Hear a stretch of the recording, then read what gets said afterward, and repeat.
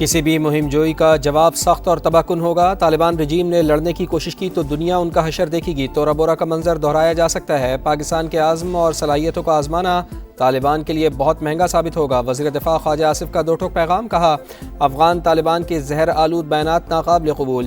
پاکستان ہمسایہ برادر ملک کو امن کے لیے مواقع دے رہا ہے۔ طالبان رجیم اپنی قابض حکمرانی کے لیے افغانستان کو ایک اور تنازع میں دھکیل رہی ہے۔ اگر طالبان افغانستان کو تباہ کرنے پر بضد ہیں تو پھر جو بھی ہونا ہے وہ ہو۔ طالبان حکومت کچھ برادر ممالک کو مسلسل درخواست کر رہی تھی۔ انہی ممالک کی درخواست پر پاکستان نے امن کے لیے مذاکرات کی پیشکش کو قبول کیا۔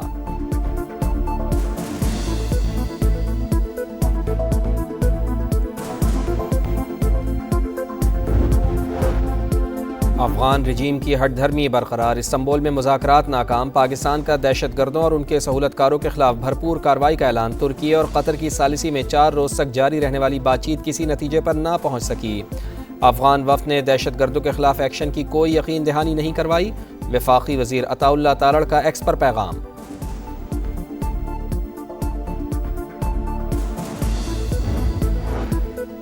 ایران کی پاکستان اور افغانستان کے درمیان ثالثی کی پیشکش۔ وزیر داخلہ محسن نقوی کی ایرانی صدر سے ملاقات۔ مسعود پزشکیان کا مسلم ممالک کے درمیان مشترکہ دشمنوں کے خلاف اتحاد اور اخوت کے مظاہرے پر زور۔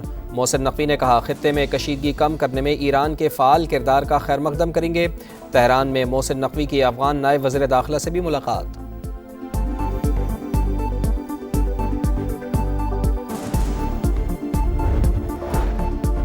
تعلقات کا نیا دور۔ وزیر اعظم کا دورہ سعودی عرب مکمل۔ ریاض سے اسلام آباد روانہ۔ نائب گورنر ریاض نے وزیر اعظم اور پاکستانی وفد کو کنگ خالد انٹرنیشنل ایئرپورٹ پر الوداع کیا۔ دورے کے دوران وزیر اعظم میاں شہباز شریف اور سعودی ولی عہد محمد بن سلمان کی ملاقات ہوئی۔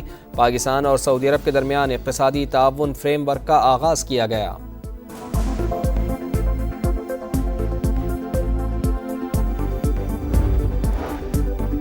پاکستان کے وزیر اعظم اور فیلڈ مارشل شاندار شخصیات ہیں۔ فیلڈ مارشل عاصم منیر ایک بہترین فائٹر بھی ہیں۔ امریکی صدر ڈونلڈ ٹرمپ کا ایک بار پھر وزیر اعظم میاں شہباز شریف اور فیلڈ مارشل کی صلاحیتوں کا اعتراف۔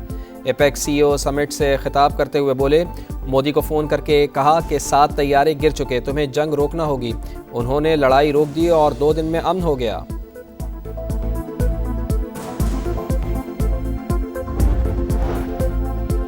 تجارتی معاہدہ۔ پاکستان نے امریکہ سے تیل کی درآمدات بڑھا دیں۔ پہلی بار 10 لاکھ بیرل WTI منگوایا گیا۔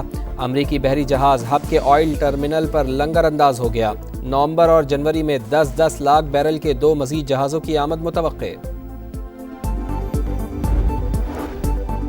آزاد کشمیر میں ان ہاؤس تبدیلی کا مشن۔ پیپلز پارٹی کا حکومت سازی کے لیے مطلوبہ تعداد سے زائد ممبران ہونے کا دعویٰ۔ تحریک عدم اعتماد کی تیاری۔ حامی وزراء ارکان کے لیے ترقیاتی فنڈز جاری رکھنے کی گارنٹی دی جائے۔ وزیر اعظم آزاد کشمیر نے استعفے کے لیے شرائط رکھ دیں۔ حکومت کا مقصد ای چالان کرنا نہیں، قوانین کی پاسداری کو یقینی بنانا ہے۔ وزیر اطلاعات سندھ کی میڈیا سے گفتگو، کہا ٹریفک قوانین کی خلاف ورزی کی وجہ سے ہی حادثات ہوتے ہیں۔ چالان کتنا ہوگا فیصلہ حکومت نے کرنا ہے۔ تنقید کرنے والوں کا کام ہی تنقید کرنا ہے۔ بانی PTI سے ملاقات۔ قانونی حق۔ عدالت نے ملاقات کی اجازت دی۔ جیل عملے نے عدالتی حکم نہیں مانا۔ وزیر اعلیٰ KP سہیل آفریدی، کہا آزاد عدلیہ، آئین اور قانون کی بالادستی کے لیے ہم جد و جہد جاری رکھیں گے۔ سپریم کورٹ نے شبلی فراز کی خالی سیٹ پر سینٹ الیکشن روکنے کی استدعا مسترد کر دی۔ پشاور ہائی کورٹ کو شبلی فراز کی زیر التوا درخواست پر فیصلہ کرنے کا حکم۔ بیرسٹر گوہر کا کہنا ہے کہ الیکشن کمیشن چیئرمین سینٹ کے ریفرنس کے بغیر کسی سینیٹر کو نااہل نہیں کر سکتا۔ امید ہے کہ پشاور ہائی کورٹ میں کیس چلے گا اور ہمیں ریلیف ملے گا۔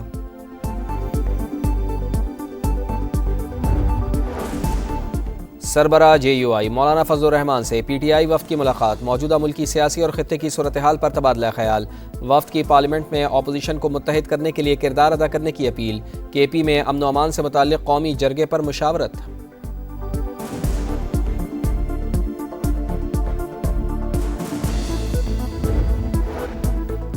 شراب اور اسلحہ برآمدگی کے اس مسلسل غیر حاضری پر علی امین گنڈاپور کے وارنٹ گرفتاری جاری۔ اسلام آباد کی ڈسٹرکٹ اینڈ سیشن کورٹ کا سابق وزیر اعلیٰ خیبر پختونخوا کو گرفتار کر کے پیش کرنے کا حکم۔ سماعت 11 نومبر تک ملتوی۔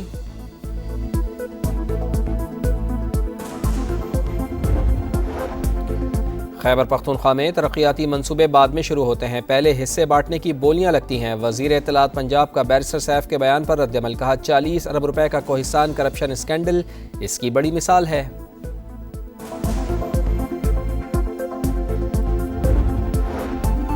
پنجاب کے کئی شہر فضائی آلودگی سے شدید متاثر، لاہور دنیا کے آلودہ ترین شہروں میں ایک بار پھر سر فہرست، air quality index 540 record. Faisal آباد، گجرانوالہ، شیخوپورہ، ملتان اور دیگر شہر بھی اسموگ کی لپیٹ میں، انتظامیہ کے شہریوں سے ماسک پہننے کی اپیل۔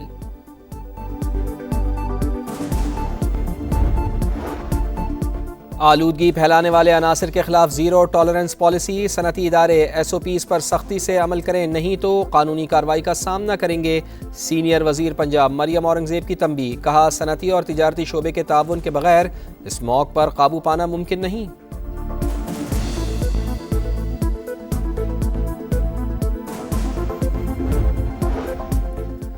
وفاقی وزیر تجارت جام کمال خان سے میٹا کے وفد کی ملاقات، ڈیجیٹل تعاون، مصنوعی ذہانت اور ای کامرس کے فروغ پر تبادلہ خیال۔ فریقین کا پاکستان میں محفوظ آن لائن ماحول اور ڈیجیٹل اقتصادی بااختیاری کے فروغ پر اتفاق۔ میٹا کا ایس ایم ایز کے لیے ڈیجیٹل تربیتی پروگرامز میں تعاون کا عندیہ۔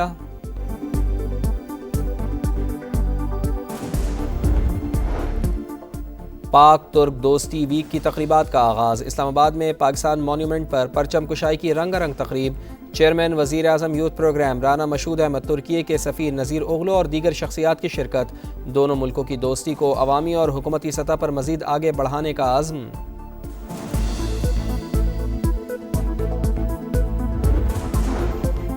اسرائیل نے جنگ بندی معاہدہ بموں سے اڑا دیا، رفح میں صہیونی فوج پر فائرنگ کا الزام لگا کر غزہ پر چڑھائی، کئی مقامات پر بدترین بمباری، 24 گھنٹے میں 63 فلسطینی شہید، 24 بچے بھی شامل۔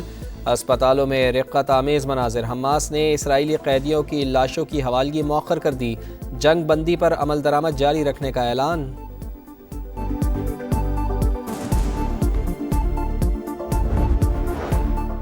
کینیڈا میں ایک اور سکھ شہری بھارتی گینگسٹرز کے ہاتھوں قتل، بھارتی نژاد بزنس مین درشن سنگھ فائرنگ سے ہلاک، بھارتی گینگ بشنوئی گروپ نے ذمہ داری قبول کر لی۔